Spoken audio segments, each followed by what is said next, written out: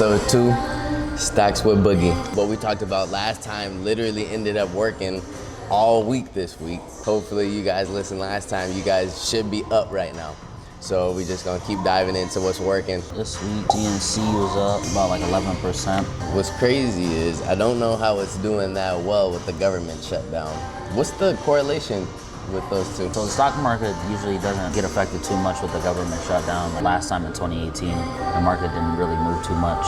It went down slightly, but then once the shutdown was over, it went up about like 10%, which is a lot. So it doesn't really have a big effect on the market. Okay. Like, what's it looking like as the shutdown's going on, and what's it gonna look like after the shutdown, you think? We're still in a strong bull market. We're still hitting all-time highs, so we still broke new all-time highs this week. Probably due for a slight pullback, but nothing crazy, over 10% I would think, in the next month or so. But I think after the government shutdown's over, the market's probably gonna pump some more. SPY? Yeah. What's it at right now? Close at 669.21. You think it's gonna hit 700 soon? Yeah, it's gonna go to 700. Then 1,000. Yeah, definitely was looking at Robinhood, and Robinhood is on the way up. Since we talked about it since the last video, it's up 22%. They're closing at new all-time highs this week too. They closed at 148. So I think last video was at 122. Oh wow, it went up 20 bucks, y'all. It went up 20 bucks since the last time we were talking about these stocks. So Robinhood, Boogie brought up CNC. What's going on with CNC? Why you say CNC still? So they still got a large gap to fill. Like I said, I just like their financials and their sector right now, the healthcare sector. It's always gonna be a strong sector for bigger investors. What do you think separates CNC from the other healthcare? Yeah, they're a healthcare provider. They're through the state insurance. They're not in Minnesota. Oh yeah, you did say. They're in like some southern states. I know they're in Florida. To jump back into the Robinhood topic really quick, what I noticed about Robinhood, and we were just talking about this off camera too, but they always are updating. Like they always got something new every time I look on Robinhood. Yeah, they're trying to expand in every way.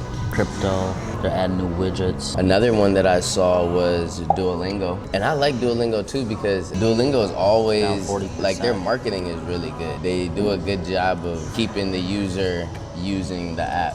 I'm looking at the article right now. They got strong earning outlook because they're about to implement some AI. Yeah, Duolingo is a good one. I'm glad you brought that up, brother. A great one to buy. It's kind of expensive at $322 right now, but that's definitely going 400 plus. Over 40% revenue growth every year. What are dividends, and why does somebody want to buy a stock that pays them dividends? So yeah, dividends is basically when a company gives you a portion of the profits every quarter. So they'll give you like, we'll say 3%. So you'll get maybe like a dollar per share that you own, depending on the stock. Basically paying you for holding the shares and being invested in the company. Right. So they're gonna give you a portion of the profits every quarter. Dope. Dividends are definitely good for people that are long-term shareholders that want a more passive income stream or something like that. You need a lot more capital, but it's a good way to build up your portfolio. All I know is Irene is one of them. And is Irene the data centers? Yeah, so right now they're doing data centers. Originally they were a Bitcoin miner. So they're like one of the top Bitcoin miners. Irene, they're partnered with NVIDIA? They got a preferred partnership with NVIDIA for their GPUs. So they've been going up so crazy because they bought over 20,000 NVIDIA GPUs worth over like $500 million.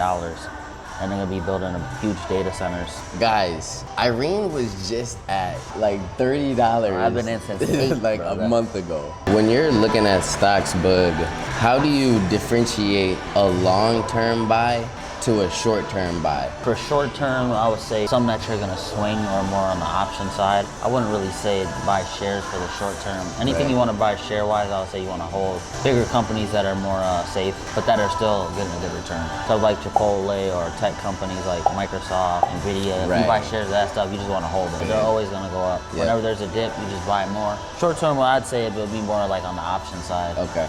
Swings and stuff like that. Maybe a leap. But I would say if you're gonna get leaps, you might as well grab some shares too. Or you could always exercise your contract if you wanted to.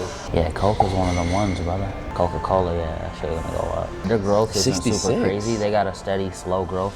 but they're a powerhouse company. They're always going to be around.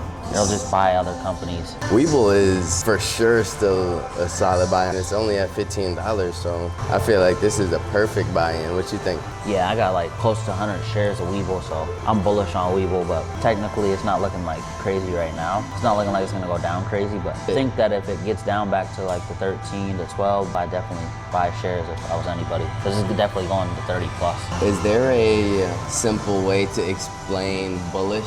So bullish just means that you think the stock is gonna go up, and then bearish is when you think the stock is gonna go down. Okay. What is the difference between keeping money in your bank savings account and putting it in the market? Your savings, they're gonna give you like 3 to 4% maybe. So if you had like 100 grand in there, you might get like 3,000 per year. If you were to invest just in that S&P, you'd get like 5 times that just in a year. You can get 10 to 20% a quarter easily, brother.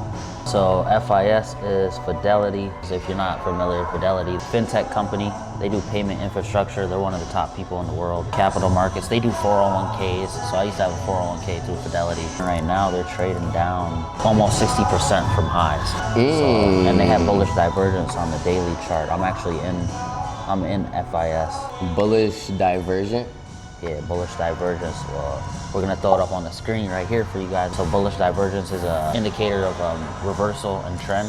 Fidelity, it was in a downtrend for a while. Yeah, FIS is definitely a good one to buy right now. In the last video, I said you gotta average in, which is not putting a full size on a position. It's just about taking the effort and the time to just learn it. I think anybody could do this stuff. It's not hard at all. We'll definitely talk about FIS in another video when it's up to 70s. We're gonna start doing stock of the week. So which stock would you choose for the week and why? What was your favorite stock that you were watching all week? I know it's gonna be tough. I'd say Coinbase, actually. Coinbase has actually been going crazy this week. The government shutdown, everyone moving their money in, the treasuries moving money to the Bitcoin and other crypto and stuff like that. Trump talking about all that stuff. So Coinbase is definitely one of the stocks that is a long-term buy. Share-wise, it's more expensive for the Leap side, but if you got the capital, I would definitely grab Leaps. But yeah, Coinbase is my stock of the week. That one was up 25% this week. Everyone go do their research on Coinbase, the top trading platform for crypto. It's basically gonna be like the next banking system for crypto. They're number one. Starbucks actually pays dividends too. They have 103% payout ratio. So that means they're always paying out their dividends. They never skip a quarter or anything like that. So based on the stock, when they pay back dividends, could they choose to make it like a monthly thing? Or does it have to be a quarterly? Yeah, majority though of companies do quarterly dividends. All right, y'all. That was another little quick episode of Stocks with Boogie. These stocks are working. Everything that we're talking about literally is going up as we're talking about it. So appreciate y'all for watching.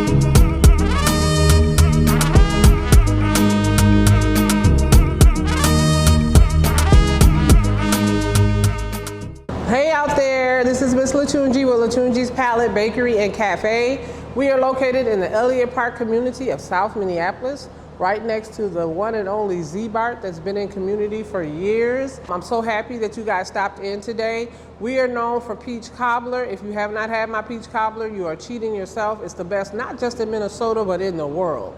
With that, we are a social enterprise. What do you mean a social enterprise? We work with youth, young adults, and we come together, we bake together, we call it life skilling, and we bake, also cook a little bit over here. What do you mean cook a little bit over here? So we have breakfast and lunch as well. We are open Monday through Friday, 7 a.m. to 3 p.m. And Saturdays, we are open 9 to 2 p.m. closed on Sundays. Y'all, you have to get here, 1400 Park Avenue South, 55404. Throw the zip code in because you might end up out in Richfield, and I'm being really serious right now. Again, we're right next to Z-Bart and across the street from RS Eden. Every second Tuesday, somebody out there say second Tuesday. Every second Tuesday, we're open until 9 p.m. We host an open mic. It's free to get in. We mingle 6 to 7, and the show starts promptly at 7. DJ Smiles is on the 1s and 2s, and I'm telling you, you do not want to miss that. Folks come from all walks of life. They share their gifts, or they sit and they just, grab some peach cobbler, grab a burger, grab a vegan burger, whatever you want, and we just have a good time. Come all the way through.